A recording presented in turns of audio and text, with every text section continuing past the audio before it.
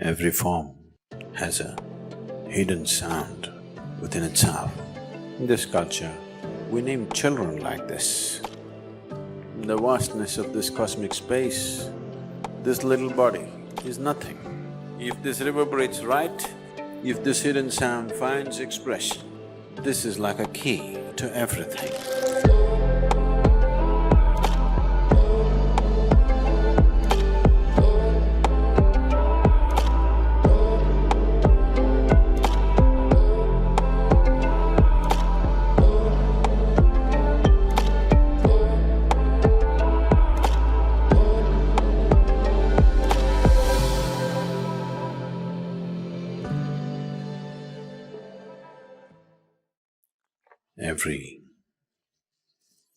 Every form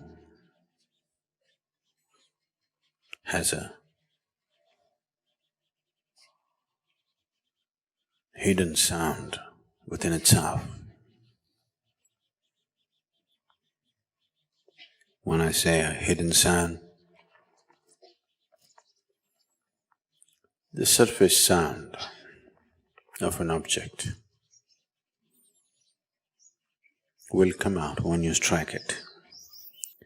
There will be a hidden sound to the object. If one knows the hidden sound of an object, or a form rather, once you know the hidden sound of a certain form, you find you also know the form, you find a certain access and a certain intimacy to that form. It is based on this that in this culture, we name children like this, feeling the fundamental reverb of a child. Accordingly, a name was given, so that by uttering the name, above all the child constantly hearing the name,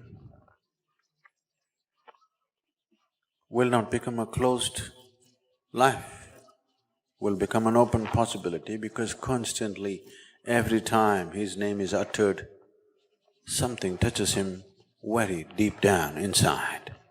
Not just a way of calling a person, but a way of opening a person just by uttering the name.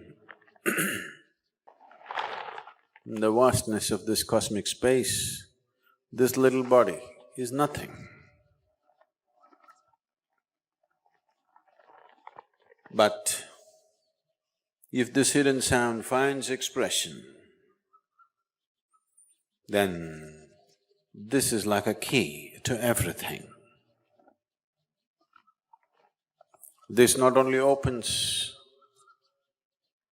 me, but it also opens the other, whatever I touch with this sound, because this is my sacred key.